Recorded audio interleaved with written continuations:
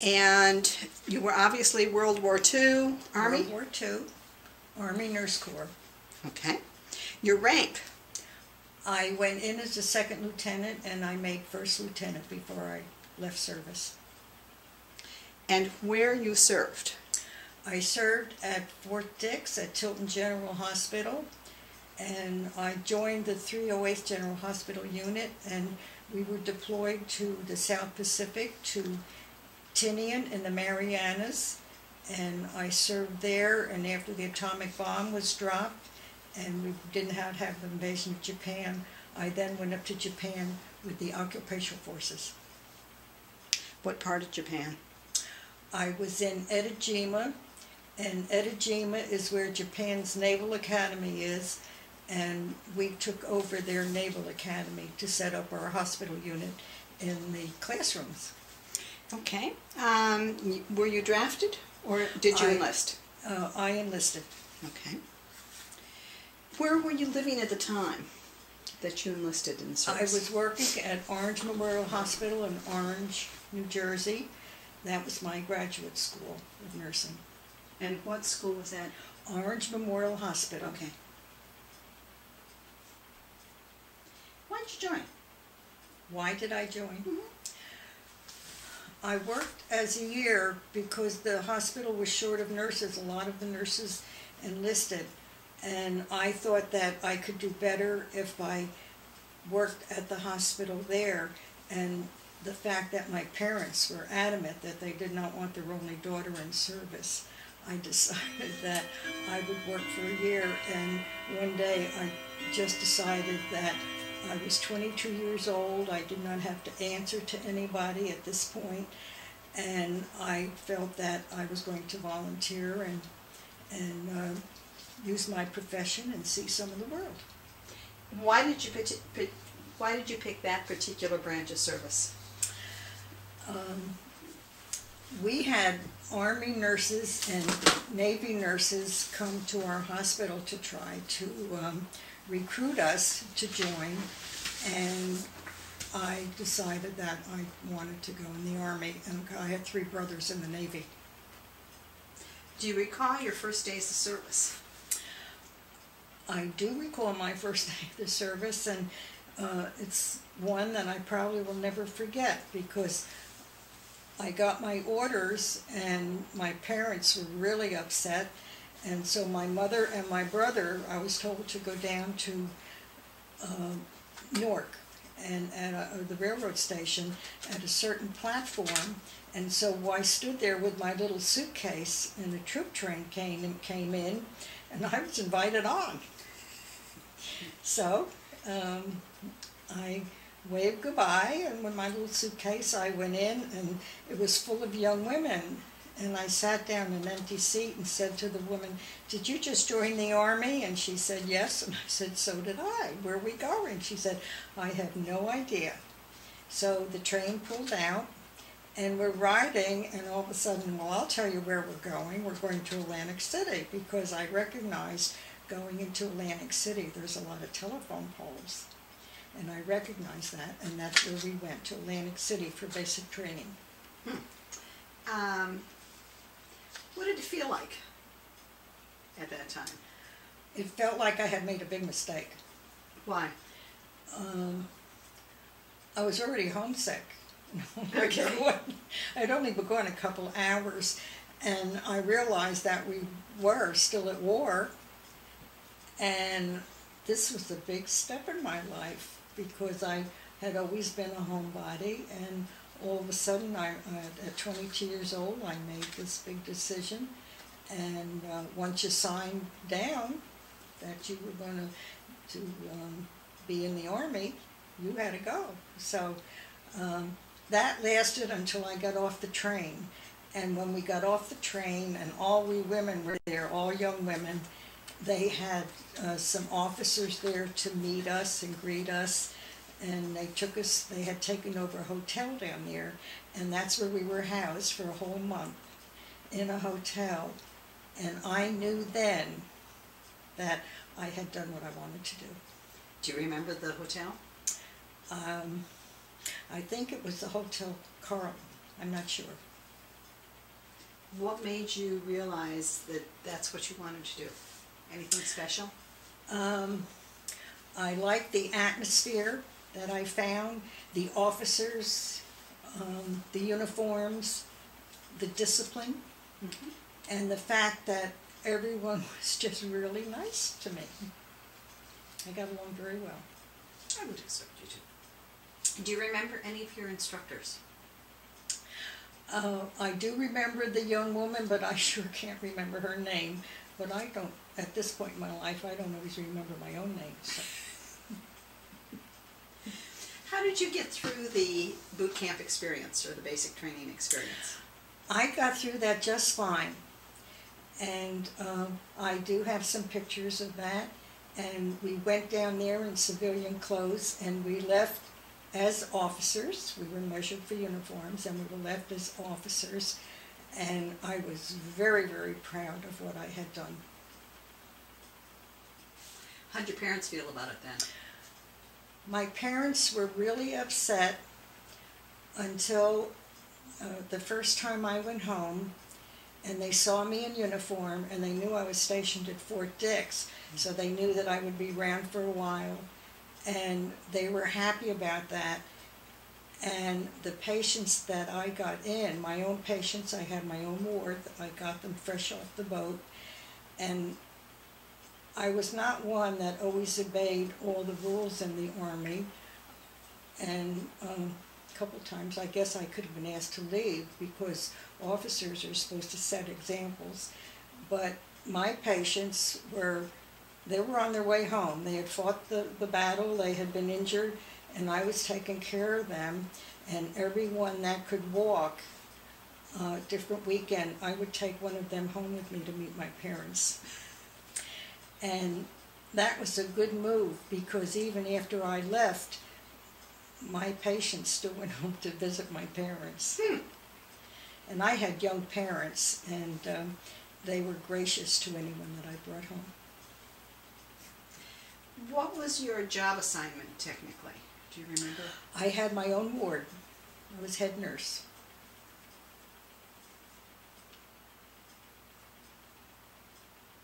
It's a lot of responsibility. It was a big responsibility, and I was scared to death. Why? I felt really young at that point, and my patients that I got in, my captain told me I was very new to the Army. I was only in a couple weeks, and I was working on a ward, and she came and told me I was going to have my own ward, and that they were on the boat, and they would be there soon, and I was to go up and clean the ward up. That was going to be my ward, Ward 23. And when I went up there, it had been a ward that had housed Section 8 patients. And it was just awful. It was a barracks that had been turned into a hospital ward. And they had other barracks there that had patients in them also. So of course when there was a new nurse, all these patients came to check her out. And I thought, and I was very vocal, and I said, you can check me out, but you're going to have to help me. So they did. They helped me clean the ward up and gave me hints that I did not know, and I just trusted them, and they respected me. I must say that any nurse that was in World War II was very respected. You never had to worry about being outside. You never had to worry where you went on any of the camps. The nurses were really highly loved by everybody. Can you tell me a few memorable experiences that you had while you were in the ward? And if you want to talk about that, it's easy time to do so. My patients came in on a weekend, and they had been gone, some of them had been gone for a few years, and they were just really anxious to get out of there. But they were not allowed to leave that weekend because that was when they had to be admitted and the doctors had to examine them and everything. And so it was near Christmas. And so I went around and I took names down, and I said that I would go shopping if they had a mother or a wife or a sweetheart or someone, if they would want me to buy them a little present when they came, that they could give them a present. So I had a little list, and that was the best thing I ever did when I joined the Army, because after that I could do no wrong. And I had patients that were easy to get along with, and I had patients that were hard to get along with. And this was one of the patients that I had that he was really difficult, and he was so angry that I had to put him in the ward in the room by himself. And the patients were saying, don't even talk to him, because we don't even talk to him. He was so angry, and I could do nothing right, and he just let me have it every time he saw me. And so finally one day I went in the ward in his room, and he had a very bad leg injury, and he wasn't sure, they weren't sure they were going to be able to save that leg, so he had reason to be angry. He had had a couple operations on it. And so I went in with a bottle of toilet water, just the two of us in his room, and he's laying on the bed just looking at me. And I took this lavender toilet water and I started to pour it on his head. And I went down his whole body, down his good leg. And I knew then that that was a mistake. I should never have done that. Because when I took the half-empty bottle and I turned around and I slammed it on his nightstand and said, I hope that sweetened you up, he jumped out of bed and grabbed the bottle, and I knew I was going to get it. So I did what every professional nurse would do. I ran. I ran down the end of the barracks. The mothers were all sitting there visiting their sons, and this little nurse comes running through with a patient chasing her, hopping on one leg. And when I got to a wall and I couldn't go any further, I turned around and I just faced him. He was a big man. And I will never forget this, because I knew I was going to get it. And we wore caps. We wore dress uniforms and caps. And I indeed did get that poured on my head, running all down my face and everything. So we had the big standoff. I looked at him and he looked at me. And he started to cry. He laughed so hard that the tears rolled down his face. And all the other patients, they ran to see why he was chasing me. And I knew that they wouldn't let him hurt me anyway, because I was treated like a little sister on the ward. And so they shoved a chair under him so he wouldn't fall. And my reward for that was, he was a professional. Okay. Cartoonist. And the next day, I started to find these on my desk. And here he's got all these patients just drinking bottles and doing all kinds of horrible things in the ward. And I come in and they introduce me as their new nurse. And then all of a sudden they're all angels. Can you see it? I'll write down.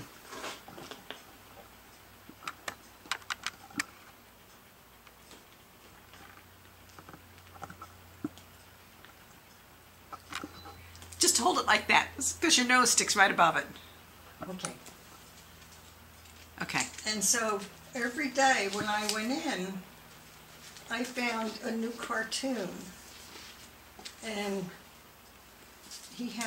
there's one in here for Valentine's Day, right here. Okay. Can you see that? Yeah. Okay. And these are all my patients. He named them all. Okay. And the outcome of this was, I ended up with these treasures, all of these beautiful, beautiful photographs that he made. And he made me going overseas with Ethel. Okay. And my husband has put all these in a book to save them so that they never get yellow or anything, because they are treasures. And he had such a wonderful imagination, and he was guessing where I might go. So that is one of my treasures that I have ended up with from my service down at Fort Dix. I never know what happened to him either. I never kept track, which I'm sorry I didn't do now. What happened after you left Fort Dix? When I left Fort Dix, we had the 308th General Hospital unit formed, and there was about 85 in staff on that, and we got orders to go overseas. So they sent us to Camp Kilmer, and then they weren't sure quite what they were going to do with us. We were there for a month because the European theater was winding down, and Japan was going crazy in the South Pacific. So one night in the middle of the night, they took us across the cornfield and we got on a troop train, and they wouldn't tell us where we were going. It was a big dark secret, but we went to Fort Bragg, North Carolina. Okay. And that's where we were. I worked at Fort Bragg in the hospital for 3 months. And what I remember about being at Fort Bragg was they had German prisoners there, and they were all dressed in these really sharp white uniforms. They were our cooks for us. And I was really very upset about that because I was thinking, I had heard stories about how they had treated our prisoners, and they certainly weren't in white uniforms. And one of them he was in a very bad accident, and I was on the ward, that post-operative ward, and they had him there, and I had to take care of him. And I was very resentful about that my opinion of these young German men wasn't the highest, but I thought, well, I am a nurse, and he is hurt, and I will have to take care of him. And he was very, very kind, and he was very young. And one day I looked at him, and anything I did, he said thank you. And I felt bad, and I thought, you know, he's someone's son. So he never overstepped his bounds or anything, but he had excellent care there. Then where did you go? And from there, we got on a troop train, and we went across country to Seattle, Washington. Okay. And how long did you stay there? We were there for about a week, and we were primed to go overseas. And there was a big luxury liner, Smithsonian, sitting there in the harbor, and they loaded us on that with a bunch of troops because they were getting ready for the invasion of Japan. Okay. And you went where? We went from there, we sailed to Tinian, the Marianas. Tell me something about Tinian, what it was like, what it smelled like, what were your first impressions? Tinian, when we got there, had been cleaned up by the Seabees. And Tinian had a lot of white coral there. And it was a B-29 base, and that's where the atomic bomb was flown off of, the Enola Gay. And all the streets were paved with coral because they had coral pits there, and they were all named after New York streets. And it was a typical, beautiful island that you would expect to see in South Pacific. And I have some very happy memories there. We ate like in big tents. The cooks, that's where we ate. And we were in Quonset huts. We slept in Quonset huts. And the nurses were in a double-guarded compound because there were about 45,000 troops on there and only about 500 women. So we were well guarded. Do you remember what it smelled like when you got there? Was it different in your mind? Would you have any impressions I of don't that? remember that. I just remember the beautiful sunsets. And I remember that it was a B-29 base, so there were planes coming and going, and we could only take showers at night because if we tried to take a shower, they had put up a screen for the nurses to take showers. I have still to this day, I have no idea where that water came from, but it was warm. And we had to take showers at night because they would come so low to fly over. They could see the color of their eyeballs. So we would have to take showers at night. Okay. And you said there were how many nurses there with you? If I remember correctly, there were about 500 nurses there. Do you remember any of them? I still have dear friends from our outfit that I see. There's not too many of us left. Do you remember, other than your incidents at Fort Dix, do you remember any humorous pranks or jokes that people played, or that you played? Well, I was always breaking rules, and when you went out, you were never allowed to go out from the guarded compound unless you were with someone. You always had to be with a friend and 2 people. There had to be 4 people to go out together, and we had jeeps that we went out in. And one day we went out and we were going to go on a picnic, and apparently when we were gone, they had a scare because they thought that some Japanese came out of the caves. Mm-hmm. And we didn't hear about it, so when we came back, the captain was waiting for us, and I am so worried. I didn't know what happened to you and where you've been, and she was really, and rightfully so, although we signed out, and apparently they did have a scare where they put all the nurses back in the compound so they couldn't be touched. And all the while that she's scolding us, she had one of those praying mantis walking down. I always got in trouble when I laughed when I shouldn't. But it did strike me funny because that thing looked like it was this big. Should have owned tropical dragon. Other things that you remember? I have, of course, the island was all, the Seabees came in and cleaned that island up for us. And it was a really beautiful island. And I remember that the chaplains, they had a Protestant chaplain and a Catholic chaplain. And my friend and I, we sang, and they tried to get little choirs, and we sang in both of them. And we would be down there on Sunday, we would have service, and it was so beautiful, and the palm trees and the blue ocean. And then one time we had like a hurricane come through, and everything was moldy. How did you get rid of the mold? We had a lot of washing to do. Mm. Even in your shoes were moldy because it was tropical weather. Did you wear leather shoes? Combat boots. Okay. Yes, we did, combat boots. You weren't wearing whites then? No, we never wore whites on Tinian. We wore, because we weren't taking care of patients on Tinian. Okay. We were getting ready for the invasion of Japan. Okay. And they were going to fly the wounded back to Tinian, where we would take care of them in the field, like a field hospital. And then at that time in World War II, you didn't fly all over. You went by ship. What were the docks like on Tinian that they could bring ships in? The Matsonia never came in because it was too big. Okay. And they had, I don't know what you call them, but I see them on TV in the old movies where you put your troops in, and then when you go over them, and then it gets to the sand, it flops down and you'll run out. Okay. Like an LST.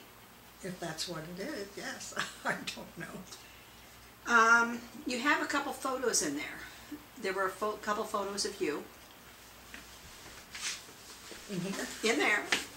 Hold that up again.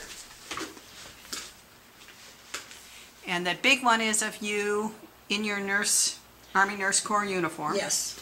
And the small one is of you in uniform. At home. At home. At home. And all the photos in the back are of patients that you had. Yes, I did have. I had wonderful patients. I could have spent the whole war with my patients in World War II. They treated me like a little sister. They were very protective of me. And this is the uniform that I wore. Okay. And this is one time they at the officers club they were having a big formal dance, and I was going to wear a uniform, a pretty dress.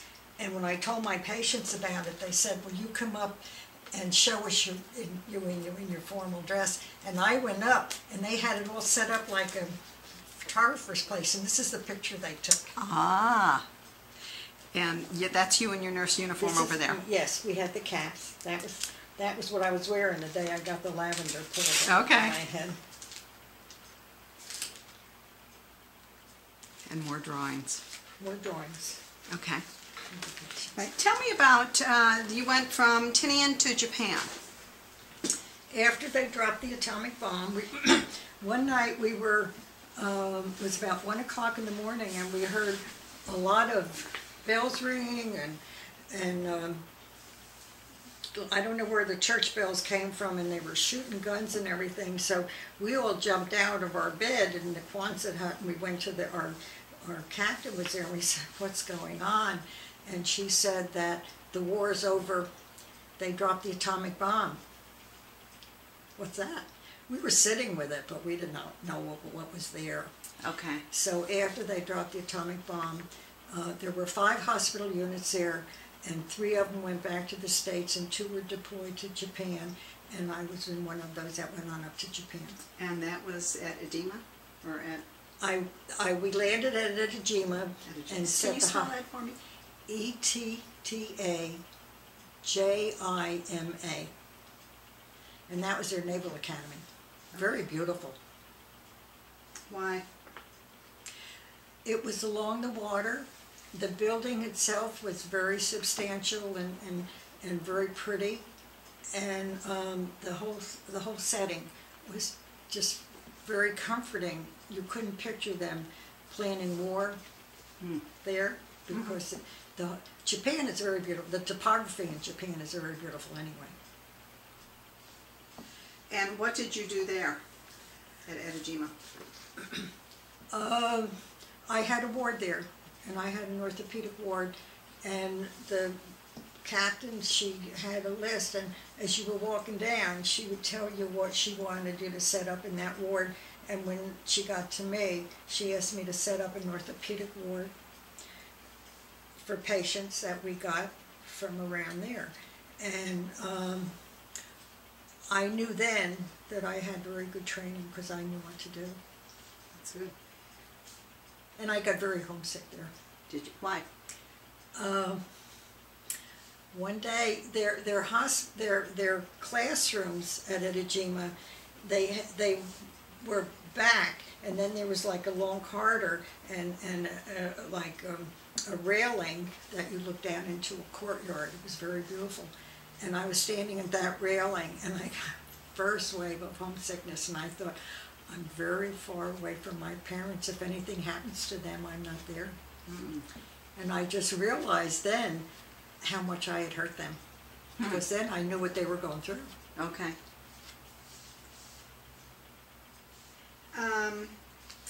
Let's backtrack a little. When did you meet? You didn't keep a personal diary. No, I did not. And you talked about the day you remember that the atom bomb was dropped and the war technically ended. And you were on Tinian at that point. And when I was in Japan, I did get to see Hiroshima. Oh, you did? Hiroshima, it was not too far from Ejima. Okay. Did you have patients at Ejima that had been burned? I did not have patients, no. We didn't. The Japanese were burned. We were there after it had dropped. Obviously. And I should not have been at Hiroshima, because I went with my corpsman and a couple of officers, and we went. In the first place, I didn't know anything about atomic energy, but we never got out of the Jeep, and we did ride around. I couldn't believe what I saw. All you could see were streets. No buildings, just streets. What else do you remember from that? And I remember that we saw people there that were burned. And to this day, I remember being very happy that they dropped the atomic bomb. And I guess that's very hard for people to understand. But I saw what happened to a lot of our boys that were maimed and hurt, and they started it and we finished it. And I will always believe that you start something and we had a way of finishing it, and I'm glad that we did that.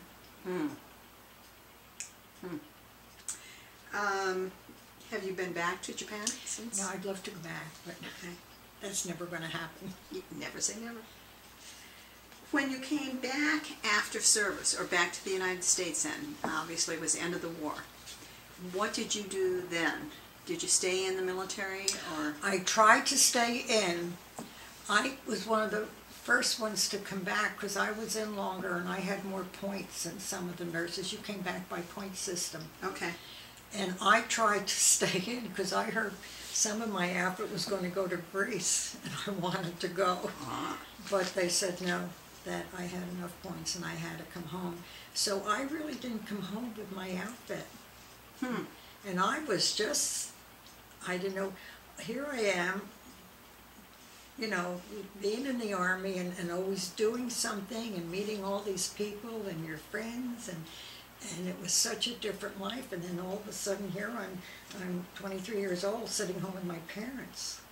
It's hard. In what way? It's such a letdown, and I can see when you have GIs and they're in battle and you can become hardened about some things, but you have the comradeship of all your friends and men and women in the arm in your outfit, and you're traveling, and it's such a different life, and you don't know if you're going to get home safe or not, and then all of a sudden you're there and you don't have all of these things going on in your life. Very difficult for them to come home. Did your parents find it difficult to cope with you? No, I'm adorable. Well, we have that. Did you go back to work or school then? I did go back to work, and it was because my friend, I met a very dear friend in the Army called Jean, and I took her home with me because she came from Pittsburgh, and my parents just fell in love with her and they adopted her. So she moved in with us. And she one day was saying I had sat around too long. She decided it was time I went to work, and she found a job in the paper, and she went and called on the phone and said it was me, and she set up an appointment for me to meet in the pediatric office. So I went and I took the position. What was Jean's last name, do you remember? Gideon, Gideon, Jean Gideon. She was a dear friend. She lives in Florida now. Did you make any other close friends while you were in the service? My husband. Would you like to tell me about that, please?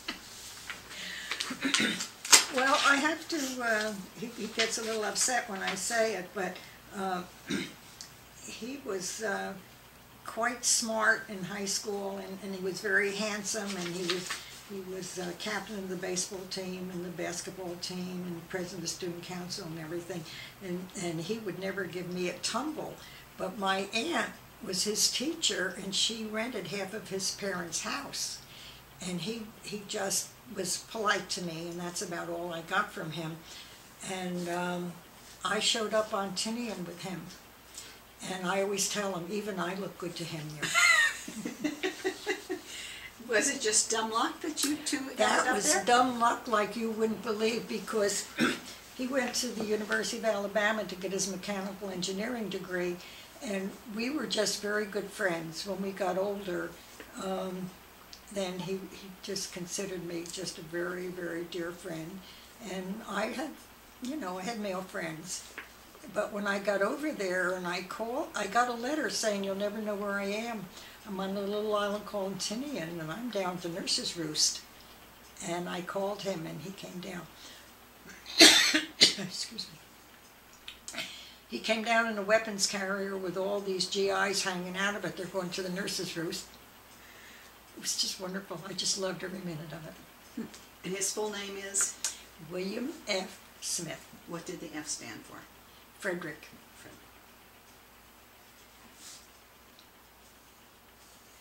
And he was from where?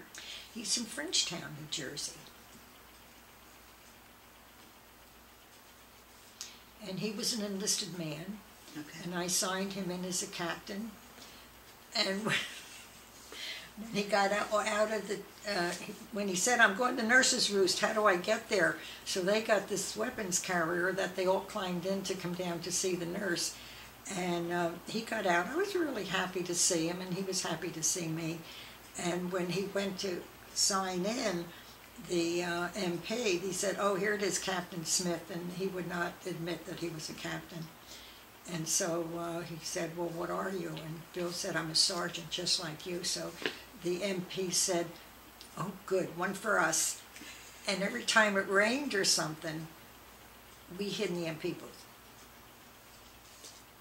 You and Bill? Bill and I would hide in the MP booth because Okay. we were not supposed to be together. That was forbidden.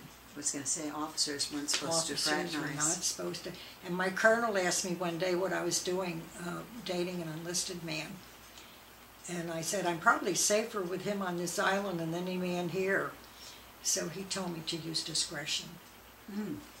Okay. Oh, I loved him. Yeah. Our Who, do you commanding remember? officer. Do you remember who he was?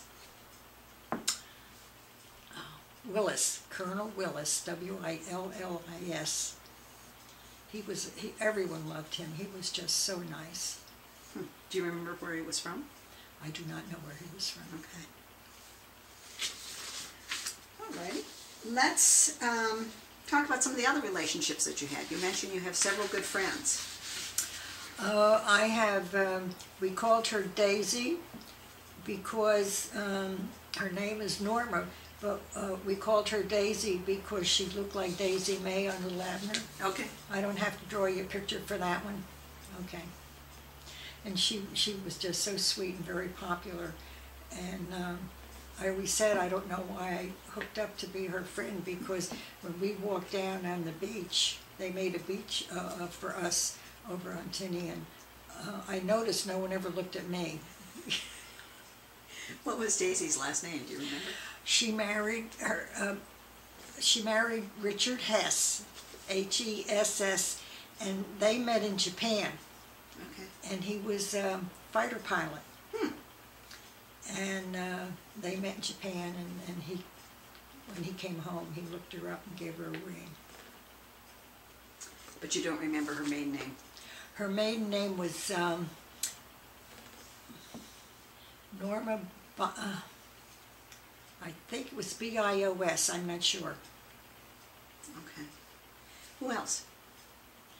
Um, You mentioned Jane. Jean. And there's another one that lives down in Savannah, Georgia. And you're catching me short. I can't think of her name. Now, was it Jane or Jean? Jean, G-E-A-N. Okay. And the one, she lives in Georgia, and her name is Mary. And it's Carter now, C-A-R-T-E-R is her married name. And I don't remember her maiden name. Where was she on Tinian with you or at Fort Dix? Yes, she was in our outfit, yes she was. And do you stay in touch with any of them? Both of them. Daisy or Jean and... All three of them. Okay. Yes, all three of them, yes. Jean, Mary, and Daisy. And obviously you're still in touch with Bill. Still in touch with Bill. We've married 61 years and we have 3 beautiful kids. After the war, you said you went into pediatric nursing. In doctor's office. In where? That was in East Orange, New Jersey.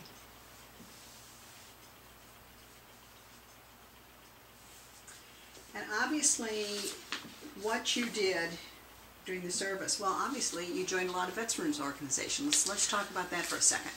Okay. I belong to the American Legion. I'm commander of Post 228 in Springfield, New Jersey. I'm the only woman in the post. Okay. Well respected. Well respected, yes. Did you join the VFW? No, I did not join the VFW. They asked me, but I did not join the VFW. Okay. And I joined Wassel. Okay. I still go to that meeting once a month. That's a regional.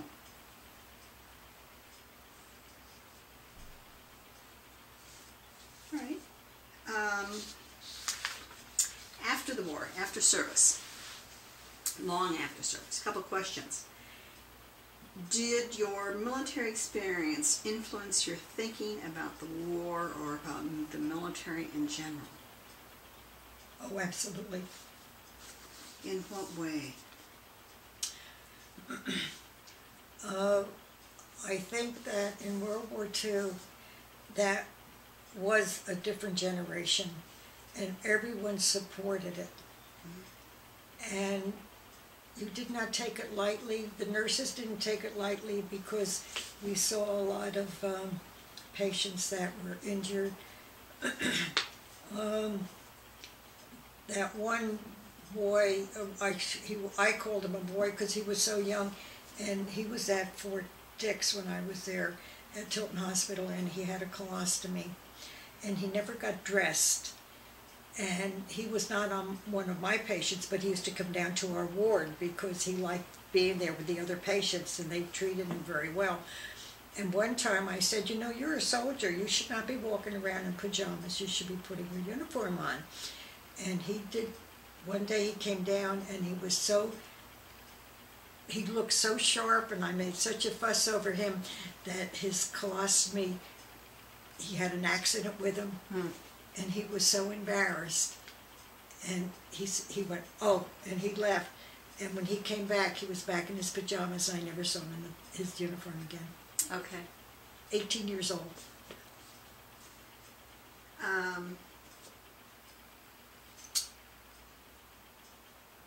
How did your experience affect your later life? How did your experience of being in the war affect your later life? I think that I became more tolerant. I was, you know, in nurses training, 3 years of training. I was very opinionated, and I had to study hard for my goals. And when I went in the Army, I realized that we were all in the same boat there. And I found out for the first time that I made friends very easily. Can you give me an example? Well, my patients, for one. They just spoiled me to death. They just, and it was with respect. It wasn't to get anything. It was, I never put up a detail list, a duty list, and in 6 months we never failed an inspection. That said a lot to me. What happened? Did you stay in touch with any of them after you left, or they left? They wrote a letter to the commander of Fort Dix, and my captain called me in, and she had this piece of paper in front of her, and she wanted me to explain that. And I said, I don't know what it is.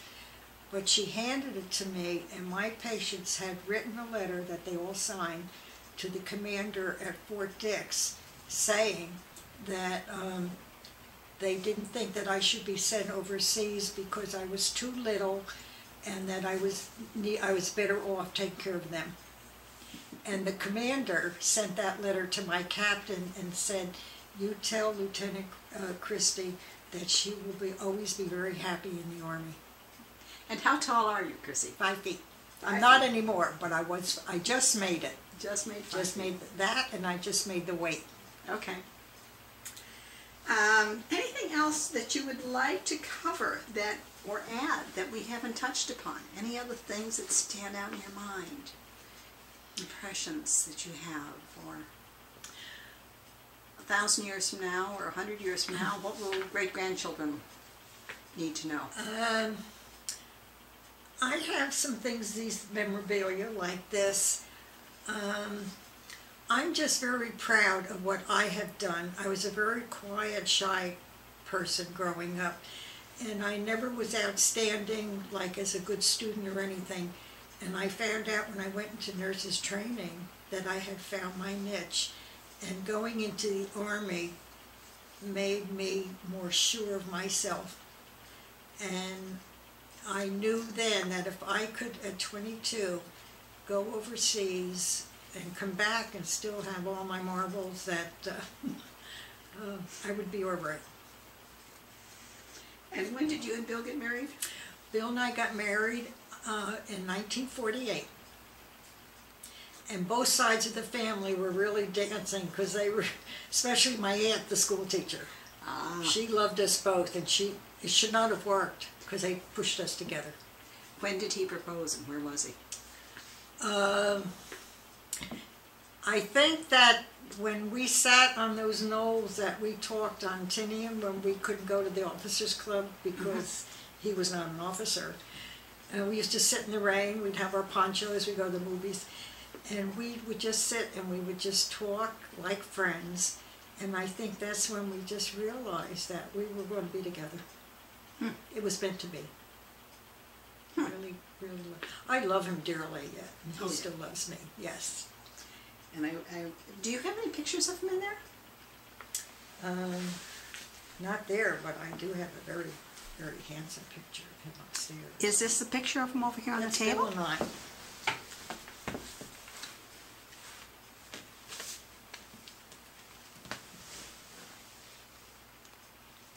And what year was that? That was taken in 1944. Okay. Do you remember where it was taken? It was taken at his parents' home, and my aunt was the one who took the picture. Okay. That's cool. Anything else you'd like to add?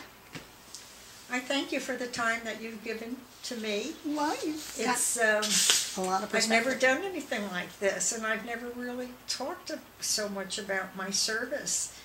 And I am very happy that that's part of my life. I never regretted it, and I'm just very proud that I could do that because I think it made me a better person. And I love being your friend, too.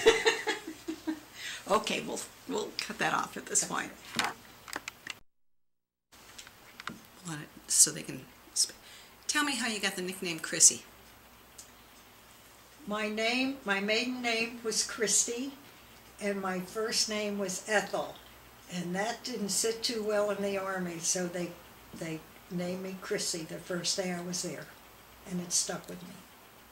And I like it. I think I'm a Chrissy. I don't think I'm an Ethel.